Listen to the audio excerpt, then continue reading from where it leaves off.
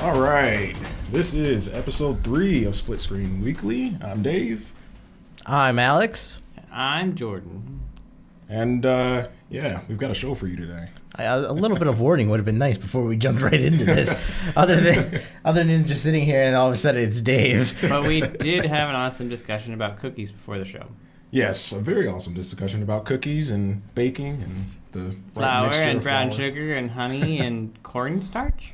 Cornstarch, yes. Cornstarch, Yeah. and brown sugar. Yes. Mm. And really bad photography skills. Yeah. Because people can't take pictures of cookies very well. They weren't mine. This is the manliest show on Twitch, by the way. So what color's your slip, Jordan? Or is that too personal to ask on the internet? Tea time. Anyway. Take him out to dinner first. What? Gosh. Speaking of that, I made a joke the other day. I don't remember where it was at, but I was walking by. No, I was at lunch on Friday, and I was walking by this guy, and he went to go put his hand out to do something, and he touched my butt, and I said I haven't even bought you dinner yet, and I just walked on by. Him and his friends at the table were just dying. I wouldn't know how to respond to something like that. So was he sitting right next to you? No, Okay. I was walking to go out of Five Guys. I went to Five Guys. Oh, so you're walking out of Five Guys. A guy tried to reach your butt. I would like to think that, but I think he was reaching for something in his jacket and it ended up just bumping my butt. At a place called Five Guys. You said there were 4 of them, so maybe they're missing their 5th guy. And they wanted you to be the 5th. Yes. Hmm. Recruitment at its best. 5 guys. Do it now. Go to Five Guys. Leave with a group. Not sponsored by us. Yet. Or Girl Scout cookies. Oh, gosh, Girl Scout. Oh, that reminds me. I got to pay the person at my office. I ordered about $40 worth of Girl Scout cookies. So what, you got 3 boxes of Girl Scout cookies then? It seems like it, doesn't it? But I think it's closer to about 4. But they do get smaller every year. They do. Little known Not fact. the Girl Scout, the cookies. Dead air really killed the podcast. Little known fact. We're just going to ignore that. Keebler makes the Girl Scout cookies now. Do they really? Yeah. I think for some time, probably when the recipe changed, everybody got mad. I think Keebler is the one that actually makes the cookies. So technically you could buy Girl Scout cookies year round. Interesting. Because the equivalent that Keebler sells is what they sell for Girl Scouts. It's just that when you buy from the Girl Scouts, you're supporting their organization. Are the prices similar then when the Keeblers sell it, when the Little Elves sell it? Or I don't know. I've never bought it from a Little Elf, so wow.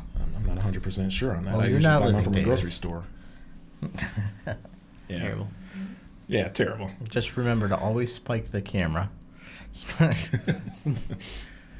So this past weekend was the 2016 Cleveland Wizard Con, a.k.a. the Cleveland Comic Con to literally anybody else who's not involved with Wizard Con. Wizard World runs it. And, Right. And they do them nationally everywhere. Right. So I guess apparently none of us had actually gone to this thing. So I why not? didn't go last year either. It's expensive. Yeah, It's very Is that expensive. it? It was $55 or something like that for a one-day ticket. I think it was depends on which day you went to. Well, like Saturday. Saturday is going to be the most because that's the big con day. But I think Friday was like 35 or 45 or something like that. Yeah. Saturday And was Sunday's set really 55. cheap. Yeah. Yeah. Which is typical, I think, for a convention. Why is that so bouncy? It keeps rocking. I don't know why. Me? Oh yeah, it's you. I'll Oh, fix it's it. my cord. I'll fix it.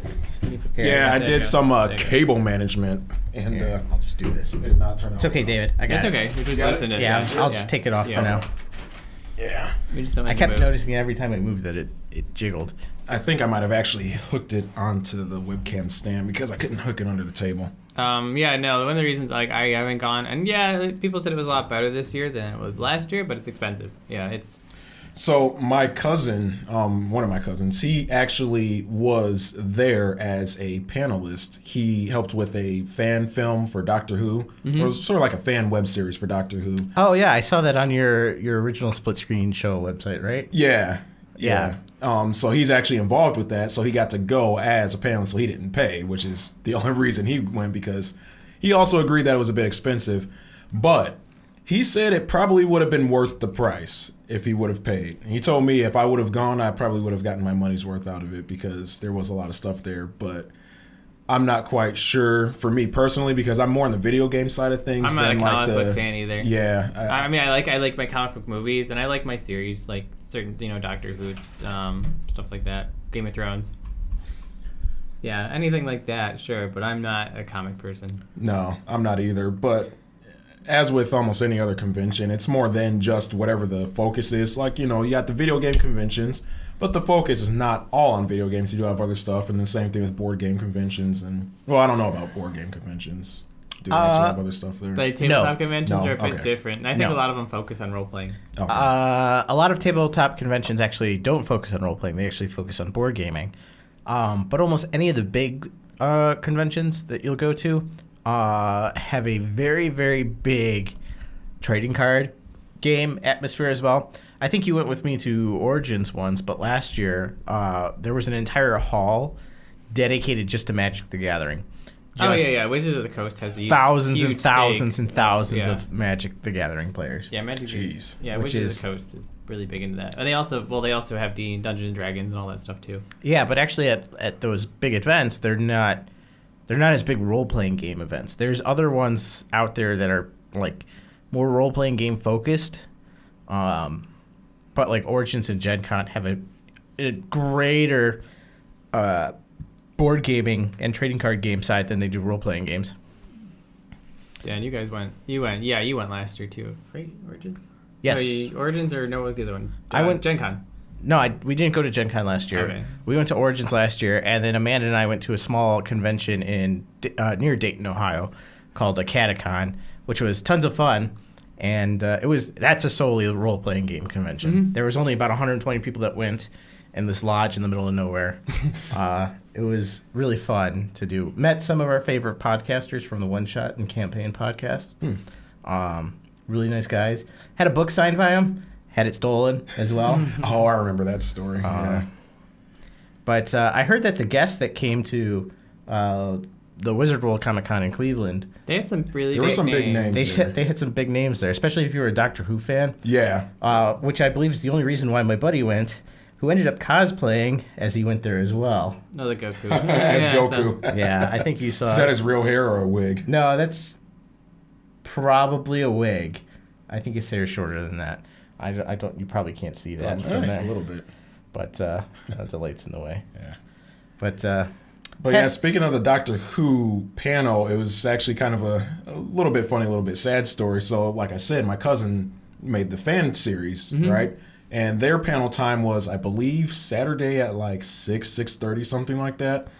And one of the Doctor Who's, 11th Doctor or whatever they call those people, they were also there doing a panel. Official. But the panel, yeah. way it was set up, his panel was earlier in the day. Well, I guess, I don't know if his plane was delayed or he just was tired when he got here or what. He ended up not doing his panel at the regular time. But then when they shifted his panel, they shifted it to like 5:30 or 6. Thankfully, because he was tired or whatever, he only did like a 20-minute panel. So like my cousin said, they only had about 10 people in their panel when they started, and then everybody from the official one slowly started trickling in. But that was kind of a messed up situation. That, I mean, how do you compete with an official And Doctor? Saturdays are usually the big day. I mean, even when you go to anime conventions, Saturday's always the big stuff. Yeah. Just because they know everyone's there on a Saturday. So yeah, nobody has to take the day off of work typically to go Exactly. there on a yeah, Saturday. so Saturday's always a big day for everything. He was saying that Saturday, it was so packed. You were like shoulder to shoulder next to people trying to just get from booth to booth. And he's kind of wondering if maybe they're going to start trying to expand it a little bit. But I'm not quite sure where you would go in Cleveland. Like, would you do like a PAX Prime thing where you have multiple venues? I don't think or the what? hotels would like that at all. They should have gone to the bigger venue. They should have just gone to the Ag Center, which we still have.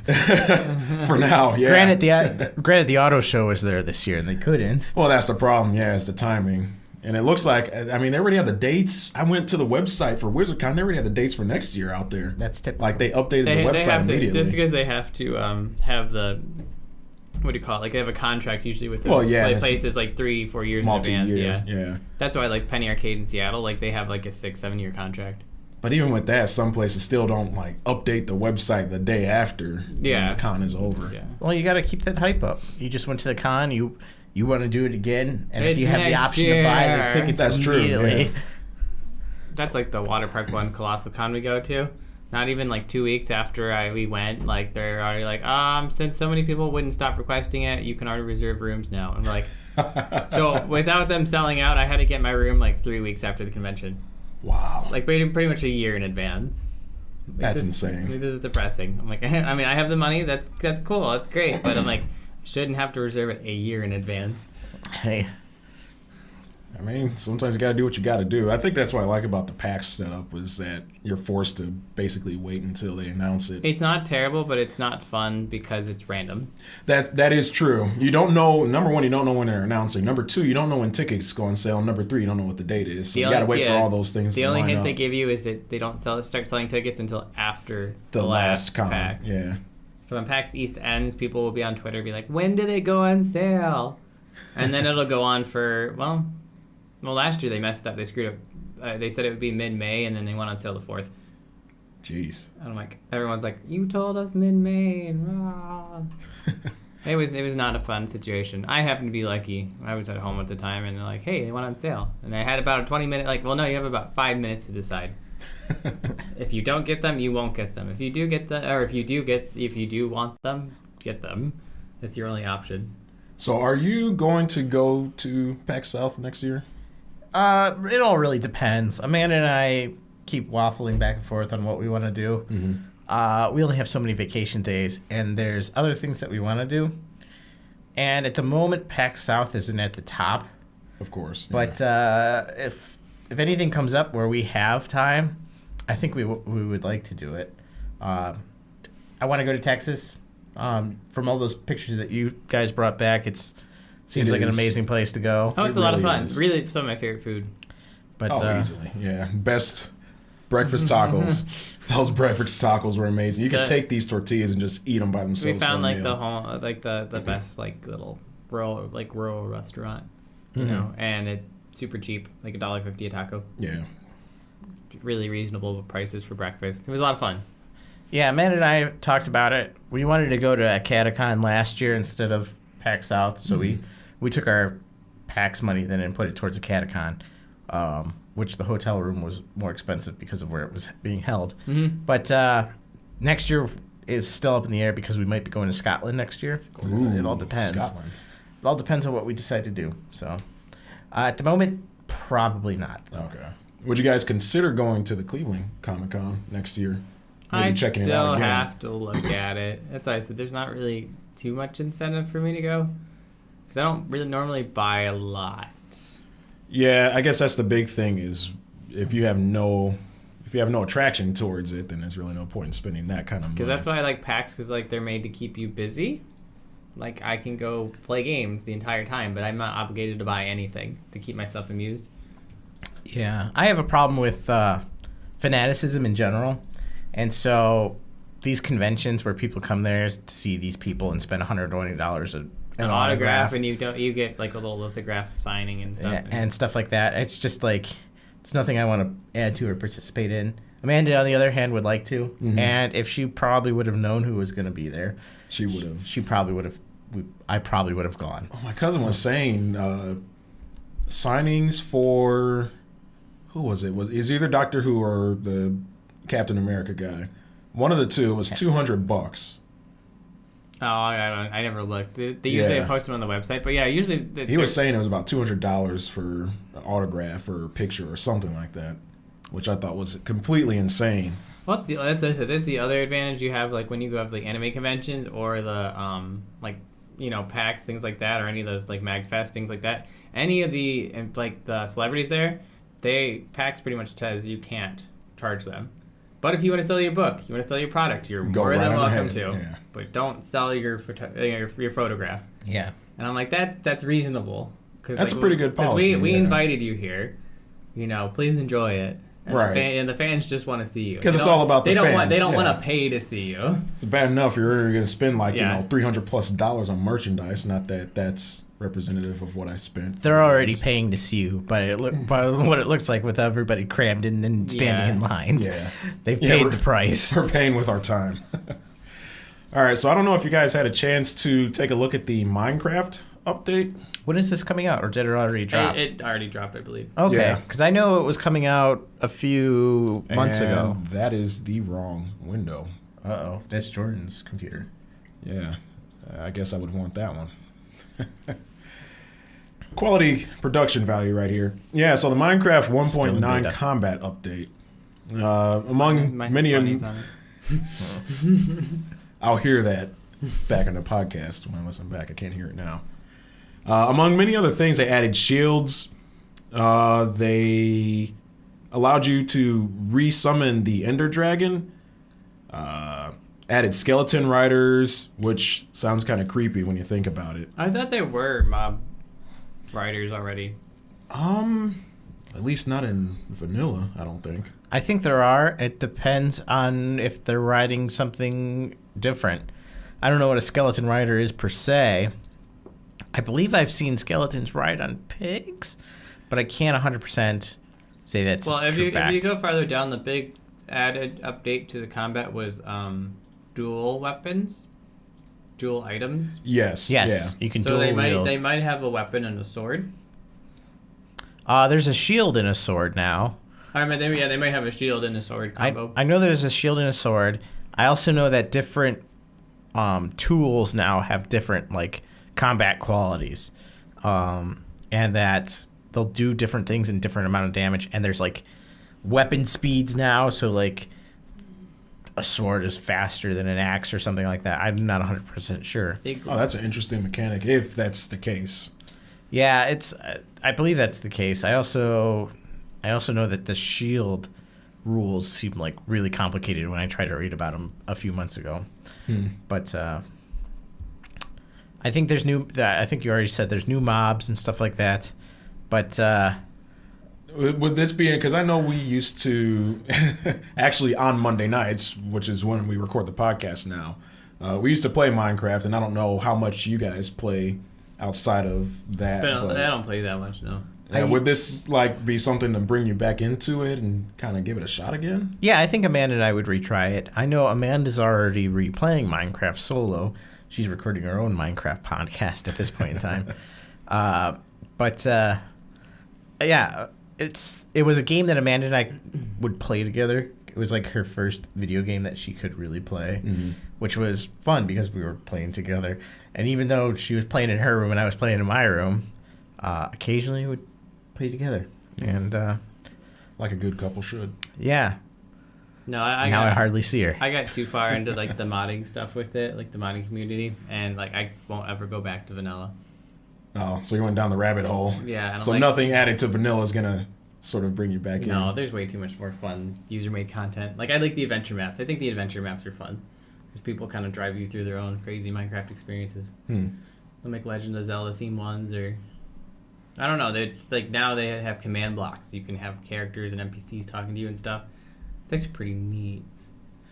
Yeah, I played mini games on some Minecraft servers, which is it's pretty crazy how these people come up with stuff with the command blocks, being able to put all sorts of logic in there to keep scoreboards and things like that. Oh yeah, I've seen some YouTubers do it where it's basically like the Pictionary of Minecraft, and then other people can spectate while they're doing it, and they can also type in stuff as they're doing it. It was actually pretty impressive. It's all based off. I think it's all one server though.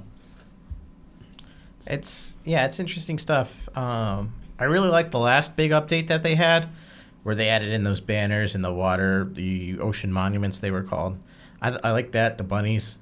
The combat update seems unnecessary to me, but I haven't tried it yet. So Do you think this is like Mojang trying to, well, Mojang, I guess technically Microsoft now, yeah, trying to fight back? Like Jordan was saying, the mods, especially some of the more adventure-based mods, they kind of have a lot going for them. It brings a lot of depth to the game. Well, I think this is Microsoft trying to like sort of bring some of the community mod stuff into vanilla. Well, they do that a lot anyway. I know that for a fact with the potions and crafting. What was it, like the crafting tables with the what are the spell books called?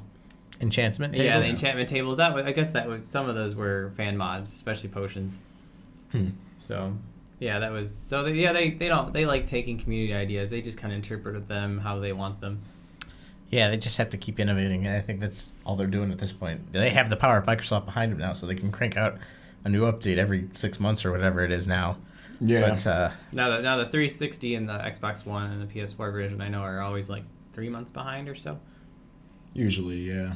Although the Xbox One will probably start being more up to date once they finish porting over Minecraft to the C#.net. So yeah, so eventually consoles should be up to date with. have you ever played Minecraft on a console? It's cleaner. Can't say I have, no. Like I said before, I played it on the Android, but I haven't played it on any consoles yet. Do you play on the Xbox or anything? I played it on the Xbox at my brother's apartment. I played the trial version on it, which is basically you're just confined to a smaller area or whatever it is. But Because the other thing I really liked about those, like the Xbox versions, was that instead of having to randomly choose, you craft in your 9-digit square, it gave you all of the recipes. Hmm. And it's just like, okay, you want to craft, a weapon? Go to the weapon tab. Do you want it wooden, metal, diamond? You got the resources? Okay, make it. And I thought that was a little nicer. Because, like, in the PC one, like, I have to go to Wikipedia to search everything. Yeah, I remember when I would play on a server, I would always have Wikipedia in another tab because it's just hard to play the game without it. But I know they have mods. Like, I think of one's called, like, Too Many Blocks, where you can just type in exactly what you want. Hmm. And if you have the stuff, it'll just make it. So, there's fan-made stuff for that, too. Just not the same interface. it's not bad. I haven't played too many fan-made things. The only one I've played is Galacticraft, where you try and build a spaceship and go to the moon. Yeah. I got that headache entirely sorted out and tried to get it running. And Amanda and I were going to play it, and then we stopped playing for a very, very long time. And Never I haven't taken the effort to try and get Galacticraft working again. Because there's a couple different variations. There's, like, a Druids mod. There's, like, a Witchcraft one, too. Was it sort of like Kerbal Space Program in Minecraft? No, it was just you had a ton more resources and you were building rocket components and stuff like that. They You get just go to the very moon. detailed.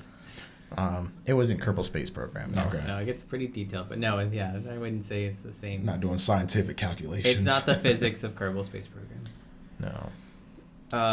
Okay, you want to get to the next topic, David? I guess. I have no clue why it's here. Like, I don't know what the... Jordan, this is What your brought this domain. up? Oh, awesome. So Smash Brothers added Cloud and Bayonetta and a Fire Emblem character called Corrin, which is cool. But all these characters are fan service. So... So how do you guys feel about fan service in gaming? How do you feel about fan service in general? Yeah. First off, and then we'll narrow it So down. let's say it's Smash Brothers. It's reached its like the final end, and they're like, okay, well we want to add new characters, and they had a poll and everything, and the number one voted character in America was Shovel Knight. Did they add him? And they're like, no, because the game just released in Japan. But we're gonna give you your other favorites.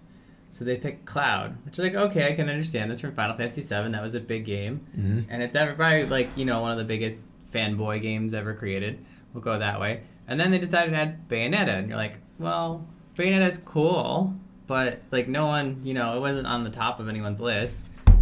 And then all of a sudden they added another character called Corrin from Fire Emblem, and they're like, well, Corrin's cool, but the game she's in doesn't release until next week. And you're like, so how did you guys pick these? And then, yeah, it kind of comes down to like, okay, so are you listening to the fans, or are you just picking what you want? Well, Shovel Knight isn't a Nintendo property. Well, I guess neither is Bayonetta in that, are they? No. But So- Shovel Knight, Technically not Shovel Pokemon Knight did either. Shovel Knight did get an amiibo. That's what everyone like thought of. Like, oh, he's gonna be in Smash Brothers. He has his own amiibo. No. No. Not 100% sure how I feel about it. I think it seems shady because I figure that there's a lot of like I don't like their DLC method to begin with at this point. That's what I said, because they had a Cloud, which is cool, but it's like you just did that for. How much is the DLC? They are $6, I believe, if you want it on the codes for the 3DS and the Wii U Is that per character? per character. Oh, no. $6 Okay. per character. No, see, I was sitting here thinking it was $6 for the pack, and I said, No. okay, that's not bad. I'll pay $6 because you got other games. And you can forcing buy to them pay in bundles, 15. but the bundles are still actually at full price. You It's just buy one them in- click. So it's just one click instead of 5. Yeah, no, I don't think that's a good idea at all. Yeah, I'm with Alex. I'm not sure how I feel about it either, but it does seem like the sort of thing that's a bit shady, especially coming from a company like Nintendo, who generally in the past has always been good with giving the fans what they want. Now, for like DLC, do you think all DLC should, like, let's talk about like Battlefront. Do you think all DLC should be paid for, or do you think, because there's a lot of things going around now where stuff is on the disc and you paid to unlock it? If it's on the disc, no. You should definitely not pay for it. If I pay for a DLC and that DLC is 32 kilobytes, which is just basically a little code that unlocks something that I already have, I'm going to be very upset. Because we see that a lot now, which is very like, okay, guys, like, and I think we saw that with which Batman? It was Batman, maybe Arkham Asylum. One of those.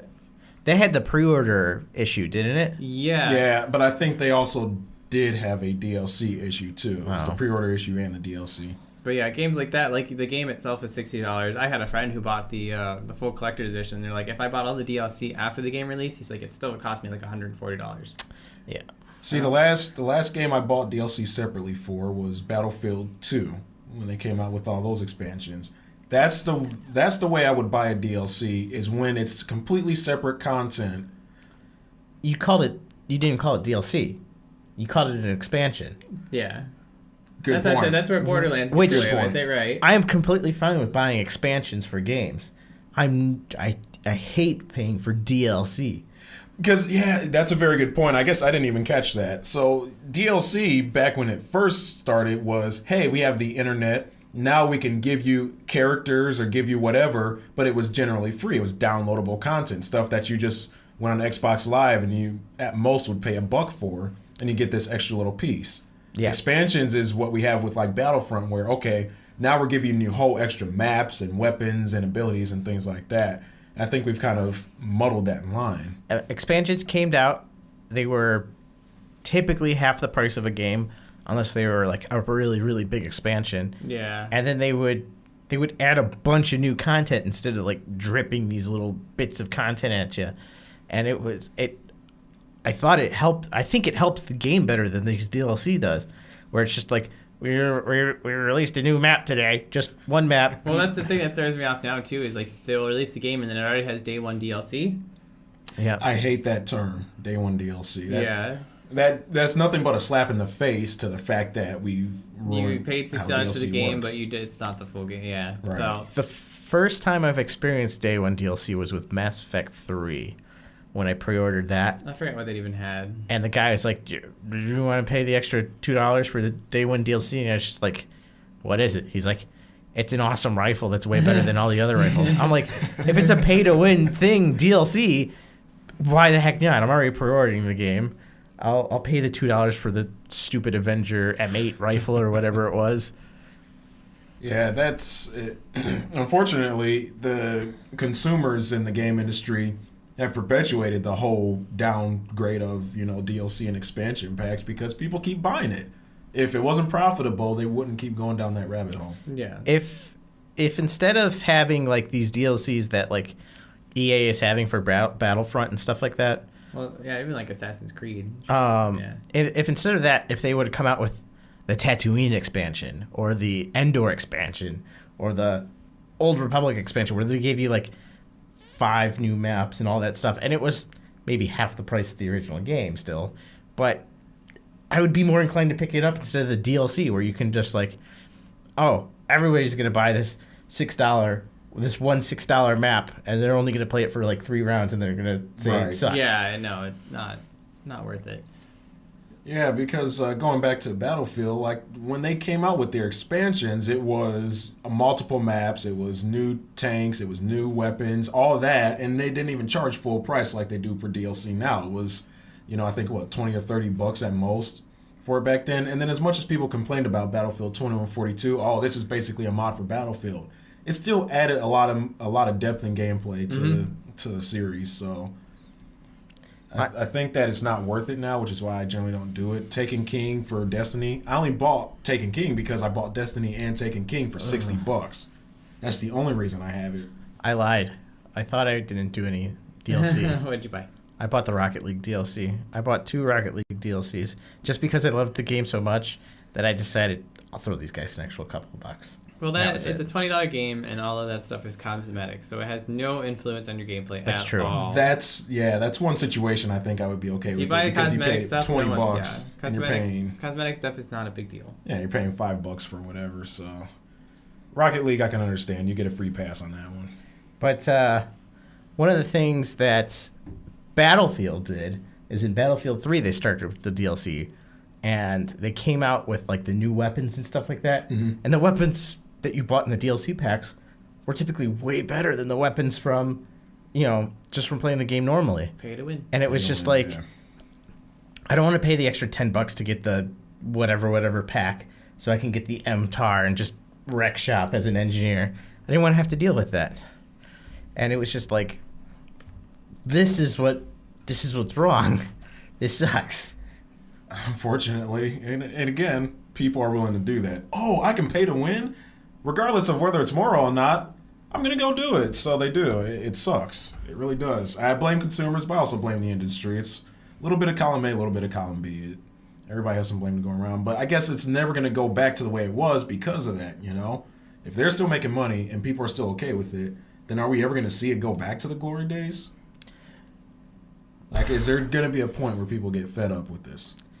No, because I think as the gaming generation gets older, the gaming generation now has more money, and they're willing to spend the $5 for this and that. They're willing to spend the $5 for the extra little gold cape and stuff. So they've almost become conditioned to it, basically. They haven't become conditioned to it. If let's cast our mind back from when we were 15, there's no way in hell that we would have paid $5 for a cape because we had no money. Yeah. But now we who grew up with these games and stuff like that, we're getting older. We're getting money now, and we have some spending change here and there, and we'll throw a couple of bucks to companies that we like, and for things that we're just like, nah, I play this game. Why not? I'll buy the $5, gun skin. But it's a gun skin. Like in Team Fortress 2 and Counter-Strike and things like that, Valve has it right. Well, I think in TF2... It's an interesting model for Team Fortress 2 because you get the crates, which you farm in-game. And then you get items. Yeah. But for TF2, and I don't know why, I feel more okay with it. I guess because it's not If I a game played that it, takes if I itself played it seriously. enough, I would do the crate stuff, but I don't do anything with it. Well, it's also the same thing that I think we all agree on. We would hate DLC that you have to pay for that makes you better. Is that right? Yeah, I would generally agree. And granted, in TF2, there are different weapons that you can get when you pay for, like, on the community market. And again, that's less DLC, though. That's stuff that gets added to the game for free, and then you're okay with paying for it.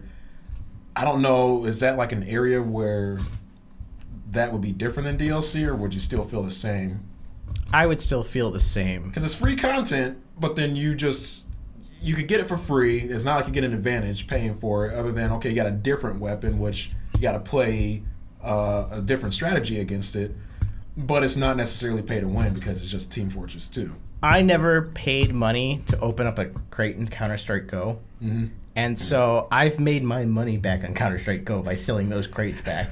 I've made money now on Counter-Strike Go from selling all those stupid crates that I got for free. That's an interesting thing. I guess we'll save that for another time, but just the whole economy thing that Valve set up there is really intriguing. Bitcoins. Now, if you want the end DLC, so if you want an interesting DLC model, so Street Fighter V actually has it now where you can pay for the extra characters with that release. But if you actively play in tournaments and you are fairly decent, you can just unlock them. Yeah. And I'm like, I don't know how I feel about that, but it's not a bad thing either. Well, is it like a promo then? No. Because if you're playing in a tournament and basically... No, you're still playing you're playing online and you're on, I guess if you're one of the top, maybe let's say 1,000 in the world on leaderboard. The characters are probably yours. To me, this is going to sound weird. It sounds like a promo. Like if you were to go to a game convention and you get the special promo cards and stuff like that. Well, you've even seen on the PS4 and the Xbox One, you can stream, you can Twitch. And that's like, oh, I have these characters, let me show you my Twitch stream, watch me play. And you're like, it's a big deal. It is, yeah, it really is. It's sort of like just a boasting thing. Like, hey, look at what I've got. I've got something rare that nobody else has. Doesn't add any value to the game, but yeah, it kind of sets you apart from everybody else. So yeah, I guess that's another DLC mod is you can either pay or continue to play to unlock it. But that's also one of those things too where it takes most games it'll take you forever to unlock them. Right, and then they set that up that way so that you Yeah. get more enticed And to buy you it. see those a lot more now in the MOBA type games, League of Legends, Dota. If you want everything, you can pay for it and unlock it at an instant, or you can just grind away for it And just play the game. and just play the game. Is yeah. the stuff you unlock better though? No. No. Okay. In MOBAs, it's completely cosmetic. You just get it. You just or that, or you just have the option to buy things faster. So, like, you've got, of course, your skins, and then you've got overlays, at least for Dota. I don't know how League of Legends is. You got your overlays. You got sound packs. So, like, Total Biscuit has a sound pack, and other famous YouTubers or even sometimes celebrities will have sound packs. So, it's stuff that'll change the game, but not the gameplay, And again, like he said, when you're streaming or just showing off to friends, you could go, hey, look at this. I've got this ultra rare skin, or I've got this really cool sound pack, but it doesn't really do anything. Yeah, I don't know. And I've bought into that because I like supporting Valve. I like the system that they had set up, so I'm willing to go, okay, I'll go and buy these packs. I'll go and buy these keys to unlock crates. And I've spent a fair amount of money in there. If I went in there and looked, it's probably well over $400 on CSGO, TF2, and whatchamacallit. Yeah, I think we all agree that we'll spend money on companies that we like and things that we enjoy, whether it's the $5 DLC or whatever it is. Mm-hmm. Like I said, I spent probably $7 or $8 on Rocket League DLC. That's some of the only DLC I've ever bought, which I don't regret in the back. Not one bit. No, I put my money into it. I like what they made. I'll give them an extra couple of bucks. That's what DLC is to me. It's content that you shouldn't. It's content that you shouldn't have to pay for in order to be better. Now Yeah. we'll get into that later because that comes into a good discussion with card games. Well, and That's a different topic another day. speaking of card games, though, Magic the Gathering stuff like that, when they come out with boosters and stuff like that, That is DLC. That's physical DLC. you also have a power creep that typically happens. Yeah. Now, bringing it back around to the original topic of the Nintendo Smash Brothers DLC, is there a power creep happening there with the new characters? No, they've actually done a really good job balancing. Okay. They keep an eye on. They have what's now called For Glory mode, which is their online tournament mode, and they actually keep an eye on which characters are like top tier, kind of ranking the ladder too quickly, and they're not afraid to do balance patches, which is strange for Nintendo. Like Nintendo's like, we're balancing things, and you're like, who are you and what company are you again? I guess once they went online, and it was a do or die thing for a lot of people. They had to balance it before their offices got burned down. No, because what the biggest thing with Smash Brothers now too is they, trying to think what the fighting game convention is called again. Oh. Smash Tournament. No, it's for No. Street Fighter and Tekken. Evo? Yes, Evo. Yeah, Evo. They've been wanting to do Smash Brothers for the longest time, and Nintendo shot them down like 3-4 years ago, and now it's actually a promoted game. So Nintendo fully endorsing it.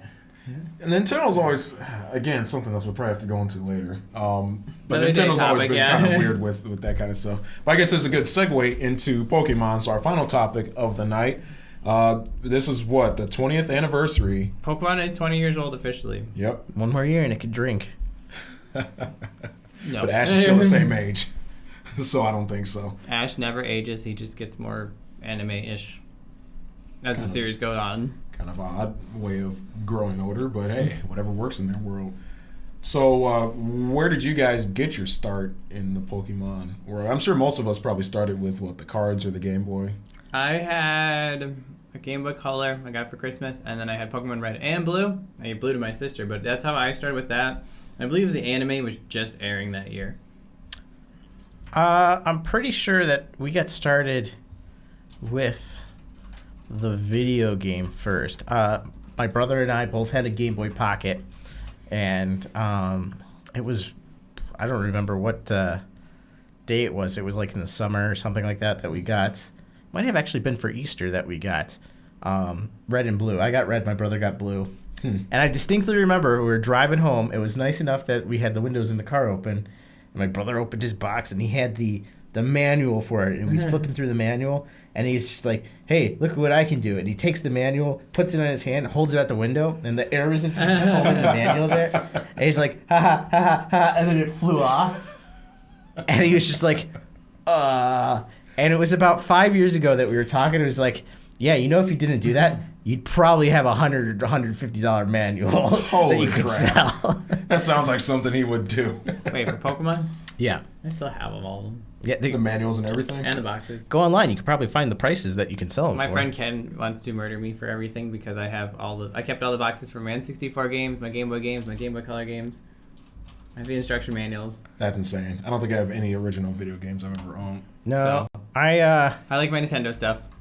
I'm firmly in the belief of what Kevin Smith believes about. Go to that Pokemon Red box. You have to just see what the box is worth Box, Yeah. where'd you see that at? in the search bar. You might want to switch over to the thing to broadcast. Yeah, I that. Oh, he might. will when he finds it. I might, but and then again, I might not. You never know. Yeah, I might surprise you like that. And the box. Oh, no, box only, $35. $35 for just the box only. Oh, there you go, 75. 75 $80 down there. with a save battery. 90. I don't have the little safety manual. Oh, that guy. Yeah. That'll probably knock like Safety and $30 off your hazard. price. Oh, yeah. 50. Yeah, no, I still have a chunk of them. So you can get yourself a pretty penny for it. Yeah, I About remember. $70 or so. That's how I got into it. Then after that, it was into the card game and the TV show. Pause. But David, when was your first foray into Pokemon? Our first foray Hopefully. into Pokemon was probably the video games. Game Boy Color. We didn't actually own a Game Boy Color, but we knew people who did. And they were like, look at this game. I was like, what is this nonsense? This these little digital monsters on the screen. It's so foolish. Nobody ever get into that. I don't remember how I learned about it or anything like that, but it was really it was like mind blowing when we first played it. It was crazy to me because by the time we had learned about it, they were already like knee deep into it and everybody else was going crazy. So I couldn't figure out what was going on. And then after a while, they showed me the card game. I was like, wait a minute, there's a video game and there's a card game? That's awesome. It might have been around the Tamagotchi era, too.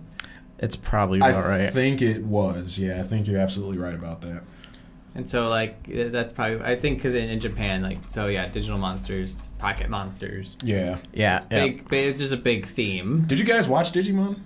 I love Digimon as a series. I thought Digimon was pretty good. I saw Yeah. Digimon before I went to school occasionally, and so I remember very little about it, other than that there's a dinosaur named Agumon, I think. Well, I think I like Digimon because it had actually pretty decent story. And there's a cactus ninja, I think. Yeah, the characters themselves are a little bit cheesy, but that's because you can't really compare Digimon and Pokemon because Digimon was more of an anime, where Pokemon was kind of like it just kind of fit together with the game. It was just in a the series. brand and a theme yeah. and whatnot. Yeah. Pokemon fit the same itch that, Transformers and G.I. Joe did. Right. Yeah. It was a cartoon meant to sell toys. Yeah. And Digimon was one of the first, like, I would say, started somewhere around, like, the mainstream animes for kids.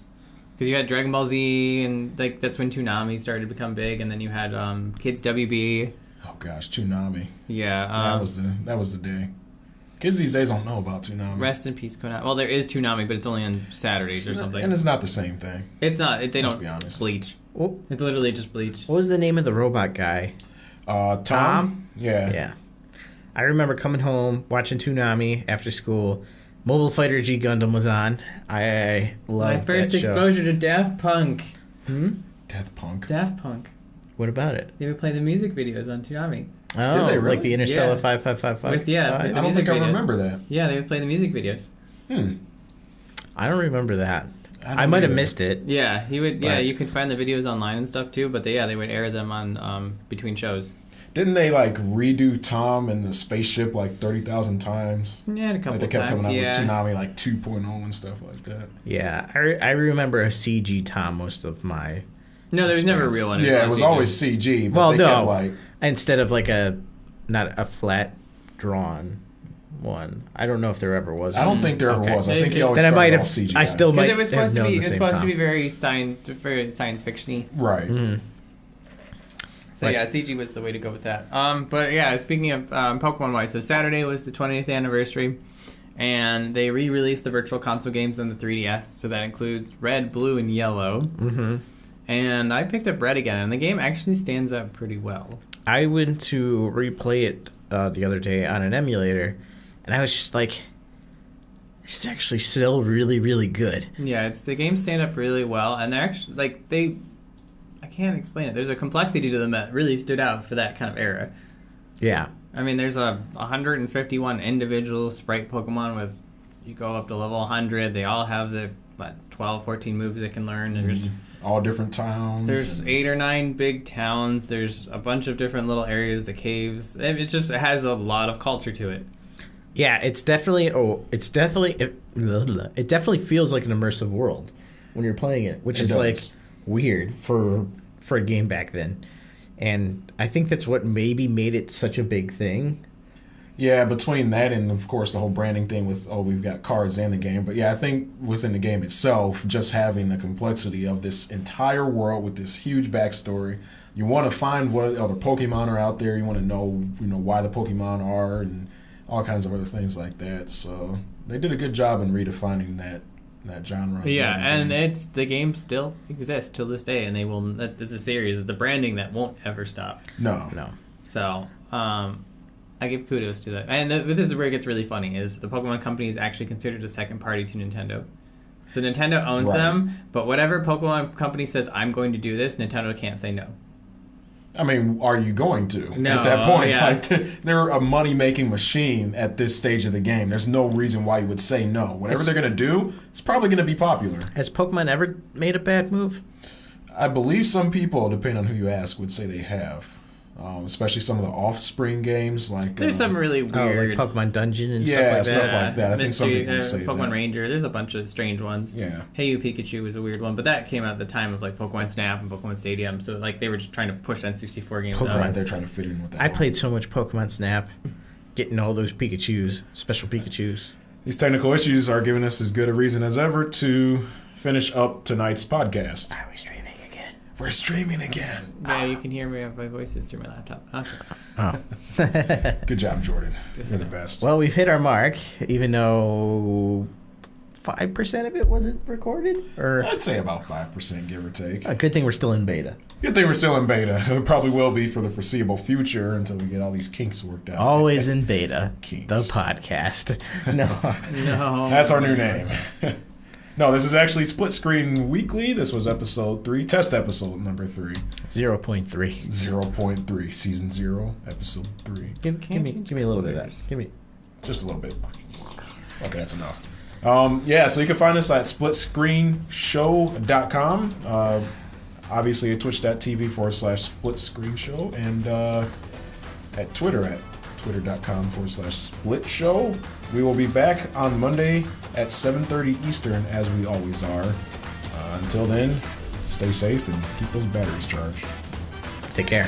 Adios, muchachos.